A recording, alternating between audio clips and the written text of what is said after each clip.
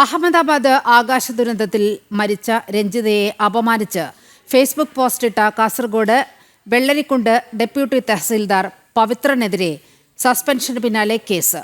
ജാമ്യമില്ലാ വകുപ്പ് ചുമത്തിയാണ് കാസർഗോഡ് വെള്ളരിക്കുണ്ട് പോലീസ് കേസെടുത്തിരിക്കുന്നത്. അതേസമയം ഇയാളെ സർവീസിൽ നിന്ന് പിരിച്ചുവിടാൻ ജില്ലാ കളക്ടർ ശുപാർശ ചെയ്തു. രഞ്ജിതയുടെ അനുശോചന പോസ്റ്റിന് താഴെയാണ് ഡെപ്യൂട്ടി തഹസിൽദാർ അശ്ലീല കമന്റ് ഇട്ടത്. അഹമ്മദാബാദ് ആകാശ ദുരന്തത്തിൽ മരണപ്പെട്ട രഞ്ജിതയ്ക്ക് അനുശോചനം രേഖപ്പെടുത്തിക്കൊണ്ടിട്ട പോസ്റ്റിന് താഴെയാണ് കാഞ്ഞങ്ങാട് വെള്ളരിക്കുണ്ട് ഡെപ്യൂട്ടി തഹസിൽദാരായ പവിത്രൻ അശ്ലീല കമന്റ് ഇട്ടത്.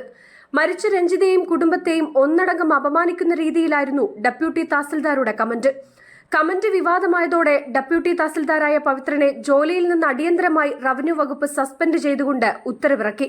ഫേസ്ബുക്ക് പോസ്റ്റ് ഇട്ടുണ്ടായിരുന്നു. ഞാനത് അബദ്ധം പറ്റുന്നതാണെന്ന് അറിഞ്ഞിട്ട് ഞാൻ ഫേസ്ബുക്കിൽ മാപ്പ് അപേക്ഷിച്ചിട്ടുണ്ട്. ആ തെറ്റ് പറ്റിയെന്ന് ഞാൻ എഴുതിയിട്ടുണ്ടെന്നോ എന്റെ ഫേസ്ബുക്ക്. ഇയാൾക്കെതിരെ മുൻപും നിരവധി പരാതികൾ ഉയർന്നിരുന്നു.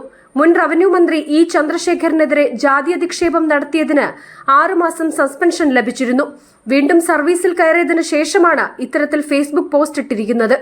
സമൂഹ മാധ്യമങ്ങളിൽ ഇയാൾക്കെതിരെ അതിരൂക്ഷ വിമർശനമാണ് ഉയരുന്നത്. സസ്പെൻഷൻ കൂടാതെ കേസെടുക്കണമെന്ന ആവശ്യവും ഉയരുന്നുണ്ട്. മരിച്ചവരോട് പോലും ഈ രീതിയിൽ അസഹിഷ്ണുത കാണിക്കുന്ന ദുഷിച്ച ചിന്താഗതിക്കാരായ പുഴുക്കുത്തുകൾ കേരളത്തിനും മലയാളികൾക്കും അപമാനമാണ് എന്നാണ് സോഷ്യൽ മീഡിയ ഒന്നടങ്കം പറയുന്നത്. ജനം, കോഴിക്കോട്.